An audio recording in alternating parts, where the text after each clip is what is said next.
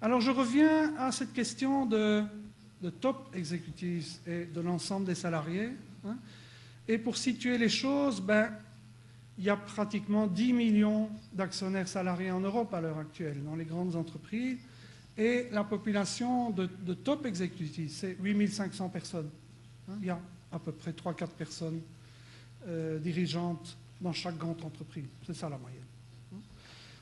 En moyenne, chacun des 10 millions d'actionnaires salariés a 20 000 euros en actions de son entreprise. C'est pas rien.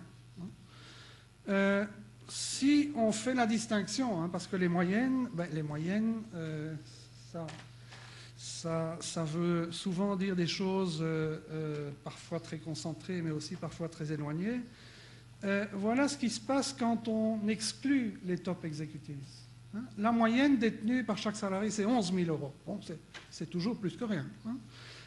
Mais si on compare à la détention par les top exécutifs, c'est 7 millions d'euros pour chaque dirigeant exécutif, comparé à 10 000 pour l'ensemble des salariés.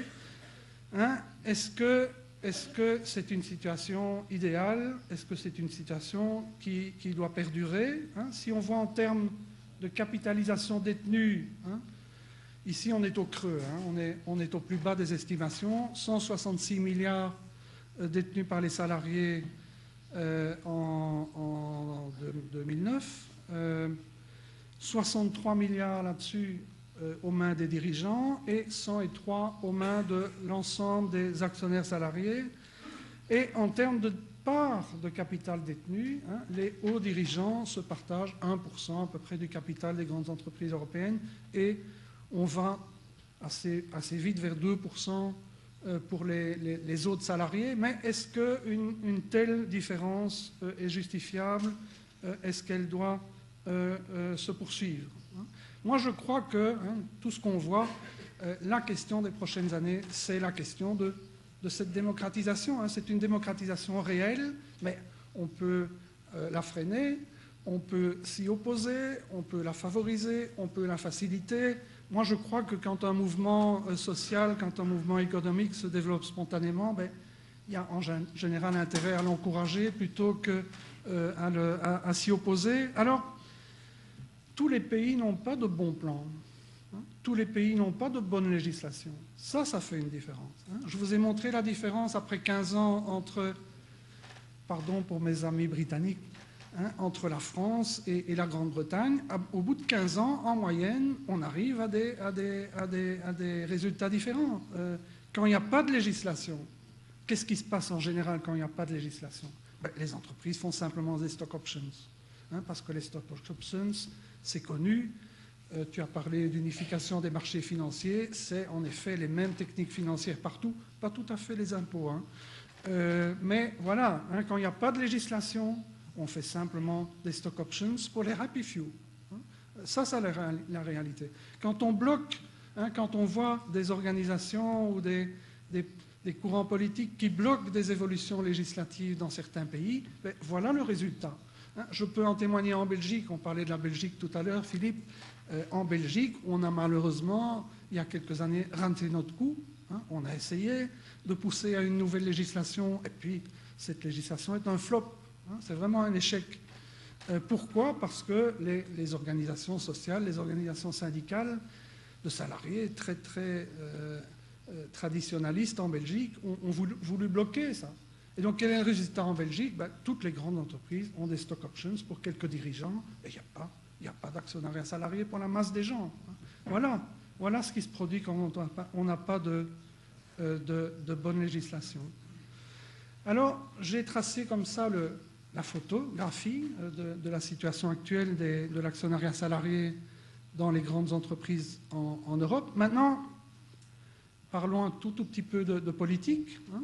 Nous sommes une organisation avec des membres de toutes sortes, des entreprises, des experts, des syndicats y compris, et nous sommes une organisation qui produisons de l'information, qui organisons des échanges, mais qui ont aussi du lobbying, ou qui avons été créés en tout cas il y a 12 ans pour essayer d'encourager les institutions de l'Europe à bouger et à faire quelque chose, parce que c'est vrai que des différences de législation ou bien dans un pays il y en a, dans un autre pays il n'y en a pas, ça crée des différences, ça crée des difficultés. Des techniciens de plans d'actionnariat en parleront beaucoup mieux que moi tout à l'heure, mais au niveau européen, au niveau politique maintenant. Alors première chose, les entreprises font le mouvement, la politique suit. Il y a 12 ans, quand on a vu arriver à Bruxelles quelques organisations françaises et italiennes qui nous disaient « Vous devez travailler à Bruxelles, vous devez faire du lobbying parce que l'Europe va nous montrer comment il faut faire. » Non, l'Europe n'a jamais rien montré. Les entreprises ont développé des choses, ça on le voit. Et puis l'Europe, les politiques européennes, elles suivent de très loin derrière. Alors dans l'histoire de ce lobbying européen, nous avons eu des moments de progrès et d'autres moments de régression. On est pour l'instant très typiquement dans un moment de progrès. On a mis une pression, on a vu les choses bouger, et donc il se passe des choses pour l'instant. Nous avions rédigé de façon très populaire il y a 2 ans, c'était sous la présidence française de l'Union européenne, ce que nous avons appelé une feuille de route, la roadmap, où nous avons défini les différentes évolutions que nous voulions, les différentes dispositions que nous voulions voir réussir en Europe. Et nous avons diffusé ça très largement et nous avons tablé sur l'année passée le renouvellement du Parlement européen. Nous avons tablé aussi sur le renouvellement de la Commission européenne. Nous avons trouvé en effet là-bas des ouvertures, mais c'est au Comité économique et social européen qu'on a trouvé le plus grand intérêt. Et donc nous avons, depuis 1 an, travaillé de façon très très soutenue avec le Comité économique et social européen. Alors, le Comité économique et social européen, c'est quoi? C'est des gens qui donnent des avis. Bon, les avis ne sont jamais que des avis, c'est du papier, ce sont des mots, mais le Comité économique et social, c'est l'organe, c'est l'institution européenne, c'est la 4e en ordre d'importance. Il y a d'abord le Conseil des ministres, il y a la Commission, il y a le Parlement, et puis vient en ordre d'importance le Comité économique et social. Le Comité économique et social est constitué de 3 groupes. Il y a les organisations d'employeurs, il y a les organisations de travailleurs et il y a la société civile. C'est donc l'organisation qui, à l'échelle de l'Europe, représente, donne la voix des partenaires sociaux et de la société civile. C'est donc symboliquement, socialement, une organisation importante. Et donc, elle a choisi d'émettre ce qu'ils appellent un avis d'initiative. C'est leur propre initiative, personne ne leur a demandé. C'est la 2e fois qu'ils décident de prendre comme ça un avis, mais la première fois, on leur avait simplement demandé. Ici, c'est une initiative propre. Et c'est important, je pense, au niveau politique, parce que, de manière générale, quand on examine ce qui se passe en Europe, et aussi bien dans le monde, qui a toujours été le plus précautionneux, le plus prudent, le plus méfiant par rapport à l'actionnariat salarié? C'est les organisations syndicales de salariés. Le fait que, ici, le Comité économique et social prenne cet avis, c'est principalement, en fait, si on le lit et si on voit ce qu'il y a dedans, le poids des syndicats est le poids prédominant. Donc, officieusement, c'est l'avis des organisations syndicales là qui est déterminant. Et donc, ça, c'est important. Ça, c'est nouveau. Jusqu'ici, en Europe, l'ensemble des syndicats étaient plutôt prudentes. Certains partisans, d'autres pas du tout. Ici, globalement, il y a donc un changement, il y a donc une expression très positive. C'est un très bon avis. Ce n'est pas du blabla. C'est un avis très court, d'ailleurs, pour une fois. Mais c'est un avis qui propose des choses très précises, très pratiques. Cet avis, il n'est pas encore définitivement adopté.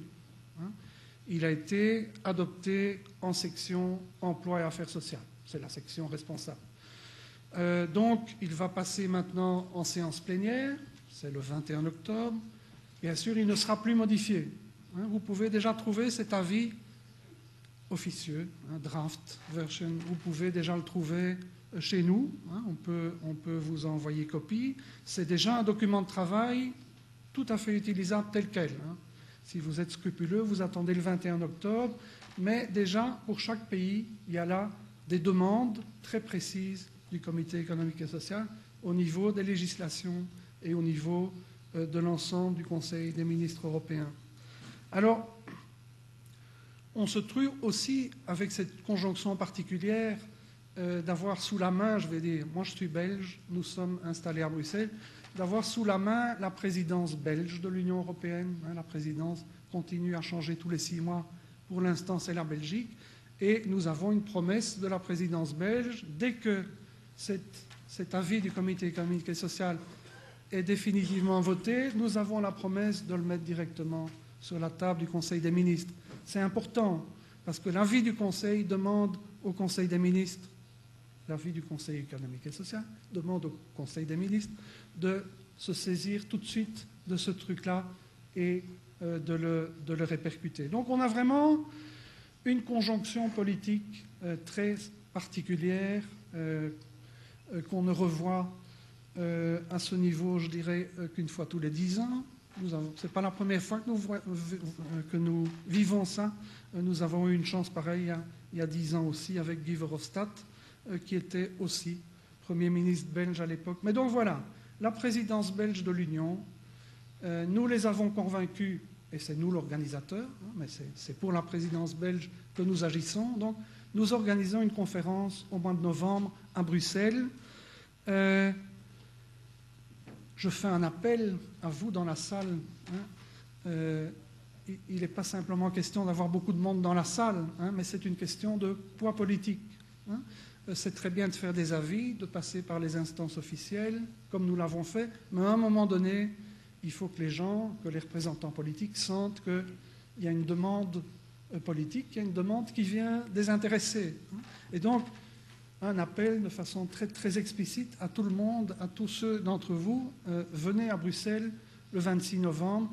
Il y aura 2 commissaires européens, ce qu'on n'a encore jamais vu. Il y aura Michel Barnier pour le marché intérieur et il y aura le commissaire Andor pour emploi et affaires sociales. Donc, c'est du jamais vu, en tout cas à notre niveau, jusqu'ici en Europe. Donc, je compte beaucoup que beaucoup d'entre vous seront présents ce jour-là à Bruxelles.